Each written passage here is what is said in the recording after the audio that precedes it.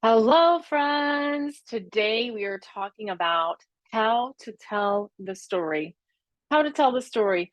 So, really, we all love story. I have, gosh, probably 20, 30, I don't know how many books on my wall in my color coded bookshelf, which, by the way, I did not create. The organizing team that came to my house that I paid to be here and help me for 2 days did that for me. And so if you ever watch one of my videos, you'll see a glimpse of the beautiful color-coded bookshelf. Okay, so that is not what we're talking about today. We are talking about how to tell the story. That, as you just heard, I was telling a story. So how do we tell a story that we want to share, that people want to read, that gets people closer to us, that endears us to them, but more importantly is authentic and in alignment with actually who we are and what we actually want to talk about, instead of cutting and pasting from someone's template that you downloaded for a freebie. Yes, we all have hundreds of those. So I have a list here on my big giant wall that says a variety of ways to tell the story. Ways to tell the story. So, because guess what? A story leads to a conversation. So, some of the examples I have on here are: I can tell the story through a video, I can tell the story through a Facebook post, I can tell the story through a Facebook Live, I can tell the story through a written blog, or I guess a video blog. I can tell the story in an email to my list. Inside that email to my list might be included a video that I've already done. Inside of that email to my list might be a link to the blog I've already written. You get it? I can tell the story with a handout. I can actually tell a bigger story with a book, which I've done many times and working on the next one. So I can tell the story with what? A 5-day challenge, a 10-day challenge, weaving you into the story.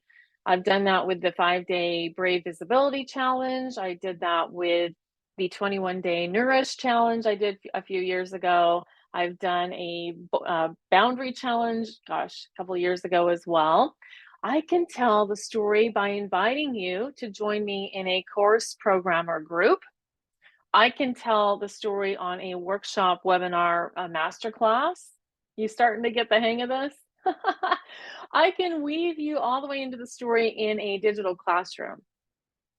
My stories, I want to be vulnerable. I want to be real. I want to really act like a roving reporter. And I have that written on and this same board: roving reporter, content sharer, journalist. Because that removes a lot of the confusion for me. If I'm telling you what I did earlier today, there's no confusion. This today, I went on a long walk in my neighborhood for 46 minutes, in fact.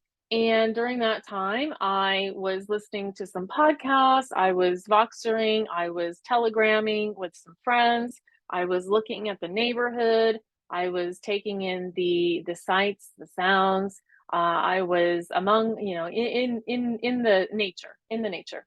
And so that is just exactly what I was doing this morning. That's part of the story. This morning, I also shared a post on my main page about a picture of a chair that is in my front room that I love. I actually picked it out, and I don't sit in it often. But I shared the story of sitting there this morning and choosing to call it my prayer chair, my surrender chair, and really being vulnerable, honest about the fact that that's what I want to commit to doing. So, in the stories that I want to tell, I want to ask questions. I want it to be authentic to my own voice. And you can't do that by cutting and pasting someone else's story. You don't know my stories. In fact, on one of the Voxers I was doing this morning with a colleague and, well, actually a friend, a real life in person friend, I was telling her the story of my rock bottom. I was telling her about my last drunk and the fact that I drank a liter of tequila, my friends. And that whole story is written in my Rock Bottom is a Beautiful Place book. And so I was sharing that story with her because I realized that she might not know that story.